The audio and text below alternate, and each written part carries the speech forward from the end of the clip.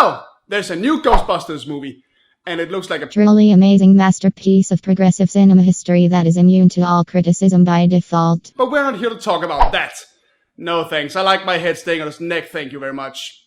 But I am in a hell of a Ghostbusters mood, so instead, let's talk about the cartoon.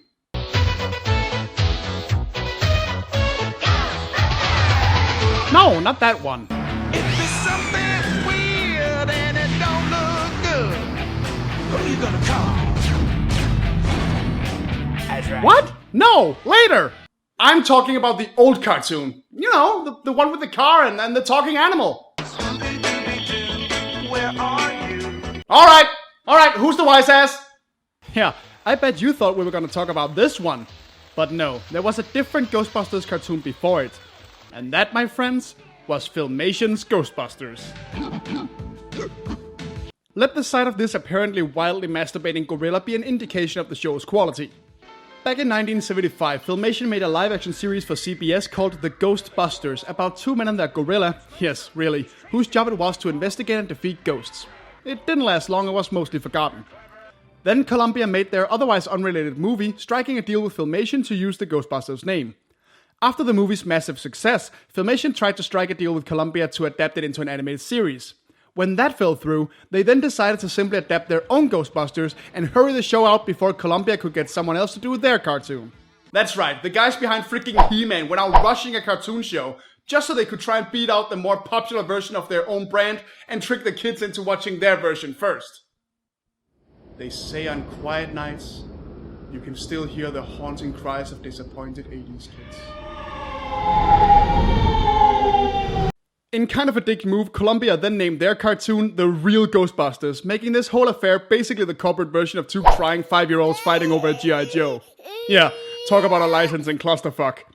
Naturally though, Real Ghostbusters won out on this one. Now, both of these shows were a bit before my time, so I didn't really watch them as a kid. But somehow, and I don't even remember how I got it, as a kid I did have a VHS tape with 3 episodes of the show. And since there's no way in hell I'm watching 65 episodes of this just for this video, why don't we just watch these 3 episodes and see if Filmation has anything to offer? Roll tape!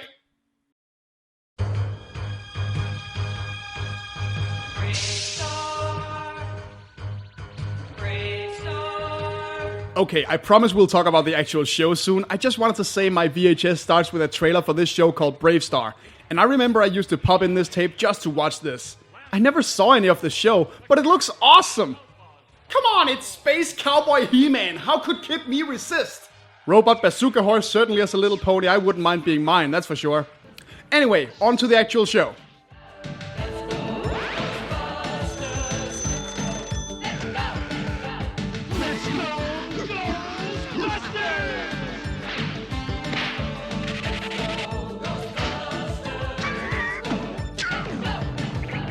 Solid intro, you guys. Man, I bet writing those lyrics took almost a whole minute. So basically, the show centers on 2 guys named Jake Kong and Eddie Spencer and their talking inventor Gorilla Tracy, who routinely fights the minions of a ghost robot named Primeval, who doesn't show up at all in any of the episodes I have. Just my fucking luck!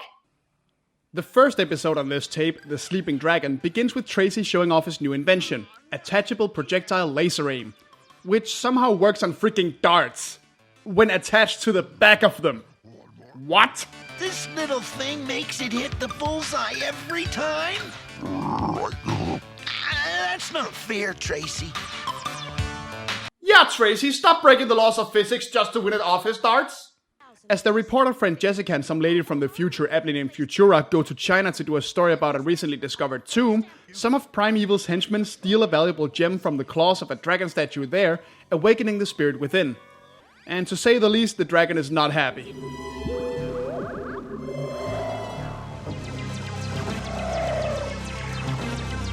Go forth and avenge me, my stone warriors.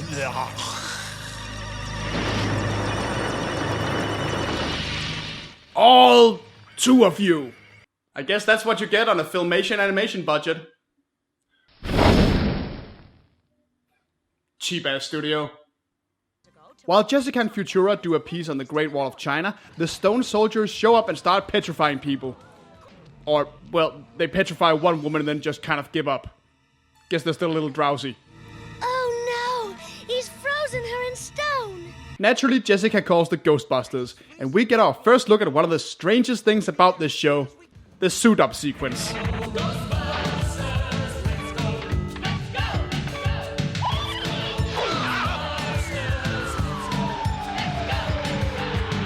What the living hell? Is this supposed to be charming? To be fun? It's horrifying! They're in some nightmare world full of psychedelic scary faces at the mercy of weird machines. Look at Eddie! He's scared shitless, and rightly so! I repent, sweet merciful Lord, absolve me of my sins and deliver me from this unholy inferno! Also, I got curious and timed this thing. Guess how long this shit goes on? 90 seconds. It's longer than the series' own intro. It's almost twice as long as the fucking Sailor Moon transformation. And it's in every episode. How much padding do you guys need, man? Anyway, the gang fly to China and they're talking ghost jeep. Look, I've already given up. It's better just to roll with it, trust me. And investigate the bridge, only for Eddie and Jake to be attacked and petrified by the stone soldiers as well. Jessica, Futura, and Tracy then decide to attempt to reason with the dragon. We're sorry to have to wake you up, Mr. Dragon, but we have to talk to you. It's about your stolen jewel and... My jewel? What do you know about my jewel? Only that someone took it and now you're turning people to stone. But you're hurting the wrong people. There are no wrong people. All people, all humans are guilty. Oh, good. A racist ghost dragon. Well, I'll give them that. I never saw that on the real Ghostbusters before. The dragon then decides that if the three of them can pass 3 trials, then he'll trust them and revive the Ghostbusters so they can retrieve the jewel for him. First is a strength test.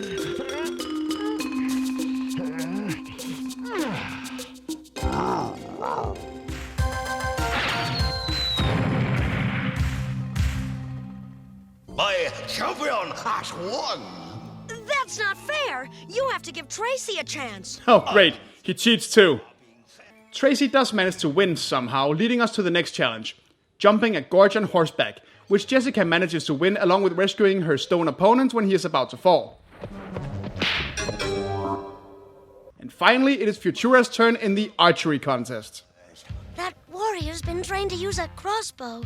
I've never even seen one before. Oh, if there were only some way to make this a bit more fair.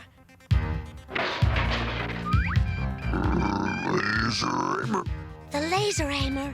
Oh no, I couldn't do that, Tracy. It would be like cheating.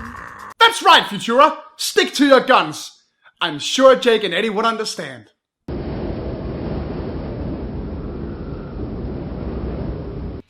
When the archery contest ends in a draw, the dragon reveals that it was all a secret test of character to see if they could be trusted, rather than whether or not they could actually win. Oh no, it was to find out if I could trust you. And you proved that I could when you saved my warrior. And you proved that you are trustworthy when you refused to cheat with the laser aimer. But how did you know about that? Oh gee, I don't know, maybe your gorilla was waving it right in my nose and yelling laser aim or something.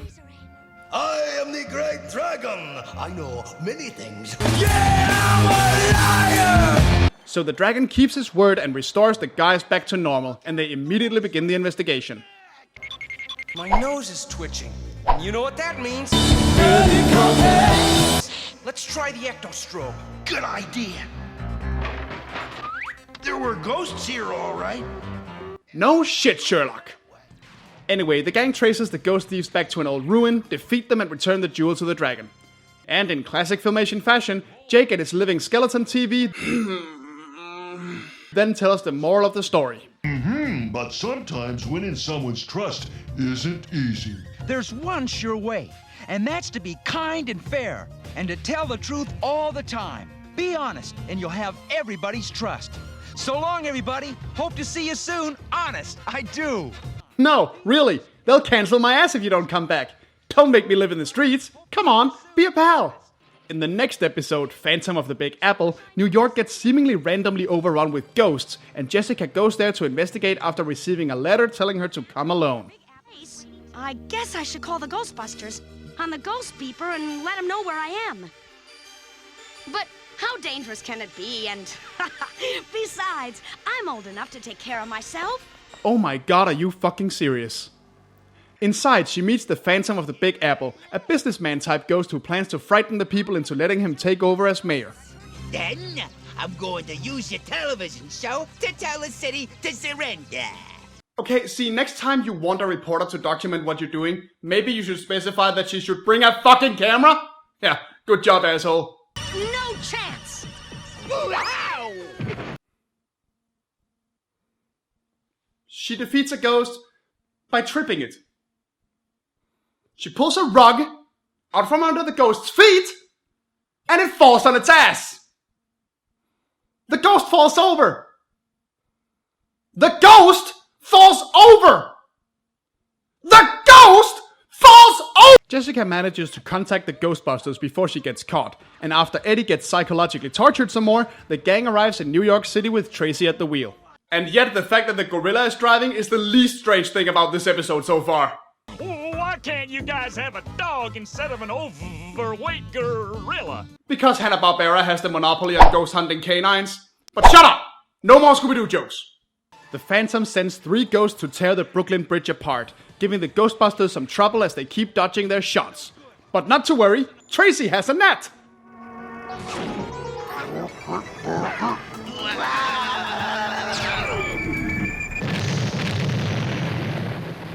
You know, I'm starting to think Walter Peck might have had a point.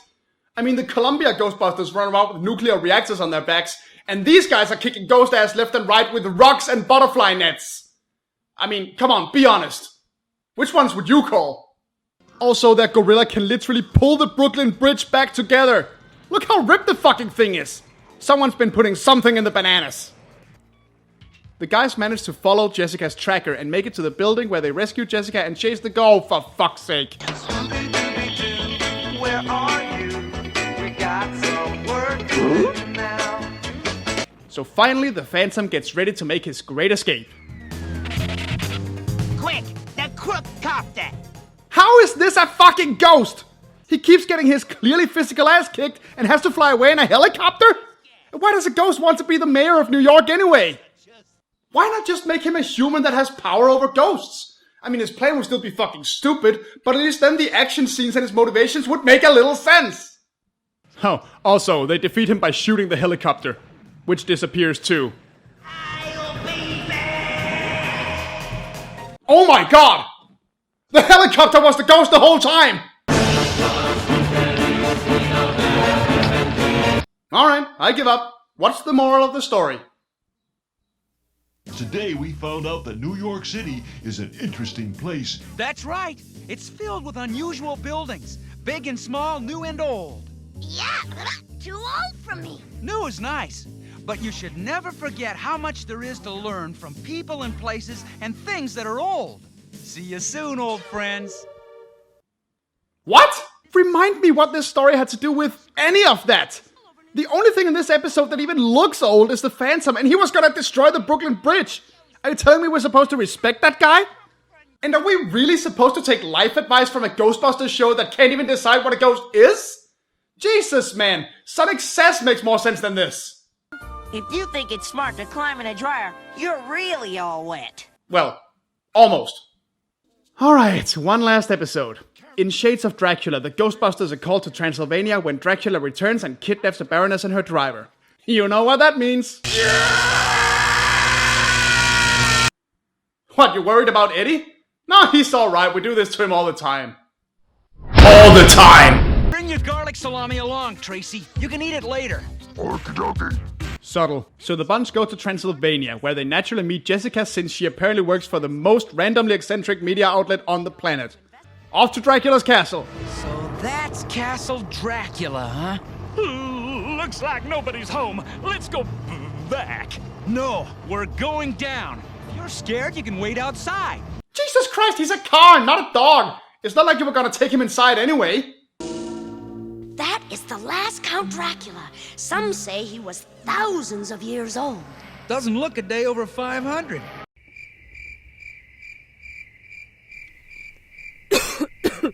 Dracula turns out pretty easy to find, but a whole lot harder to defeat as the Ghostbusters forgot one little detail. Huh? It didn't work. Whoops, we've got a problem, guys. Vampires aren't ghosts, so the dematerializer doesn't work on them. No, it only works on ghosts and helicopters. Might be a little bit overspecialized. Dracula manages to hypnotize Jessica, but the Ghostbusters block his hypnosis with their anti-vampire hypnosis goggles. Dracula sicks his hypnotized servants on them, and since the Ghostbusters don't want to hurt these people, they come up with a different plan, laying down a trap and letting themselves be caught in order to lure Dracula into it. With the Ghostbusters added to my slave army, we can soon start to enslave all of Transylvania. The kingdom will be under my evil rule once more. How? You're talking about the guys that forgot to bring anti-vampire weapons on a vampire hunt. You might be giving these guys a little too much credit. The gang then uses Tracy's smelly wiener, a mirror, and a convenient hole in the floor to make Dracula turn into a bat so they can catch him in a glass jar, intending to lift him up in a balloon and let sunlight handle the rest. There's just one thing. Nice try, Ghostbuster! But you forgot one thing. Not only can I turn into a bat, but I can turn back again! Take this to heart, guys. If ever you should find yourself in a heated debate for one reason or another about which team of Ghostbusters is the worst, just mention that one time the Filmation Ghostbusters forgot that Dracula can turn into Dracula! There won't be much argument after that, I assure you. In a daring move, Jessica breaks free of the hypnosis and activates the balloon, sending Dracula off into the sky to wait for sunlight to kill him. Curse you, Ghostbusters! Take off your cape. I'll get you for this! Take off your cape. The sun! Take off your cape!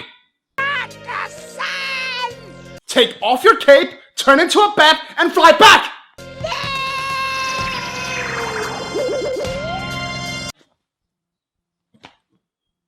Alright, I bite. What valuable life lesson can we all learn from this? Sounds to me as if Jessica's love for her friends was stronger than Dracula's power. Right. Friendship is a pretty strong thing. I mean, if you or Jess were in trouble, well, nothing could stop me from helping you. Nothing. Me too. Me too. Well, that goes both ways, guys. Let's hear it for friendship. Friendship, lol. Oh my god. This show is garbage! Look, I get that this was a simpler time in cartoons, and you can't expect perfection from a show that was rushed by the masters of limited animation, but holy shit, there's a limit to how stupid you can get away with assuming your audience is. The animation is beyond lifeless, nothing makes sense, both characters and enemies are complete idiots, Aesop's are crammed in at the end with little to no rhyme or reason, and the show can't even agree with itself on its own core rules between episodes. Hell, of the three we just watched, Sleeping Dragon is the best one purely because it follows a decent plot structure, delivers a slightly more layered conflict, and actually has an Aesop that relates to the story it tells. But even then, it's dull and unimaginative at best. Filmation's Ghostbusters might be worth watching to have a laugh at the lows that some 80s cartoons could sink to, and it is a fun little oddity in the history of Ghostbusters, but overall, yeah, that's about it. There's not really much else reason to watch this. Thank Gozer, we got some good Ghostbusters cartoons. And I'm still not referring to the real Ghostbusters.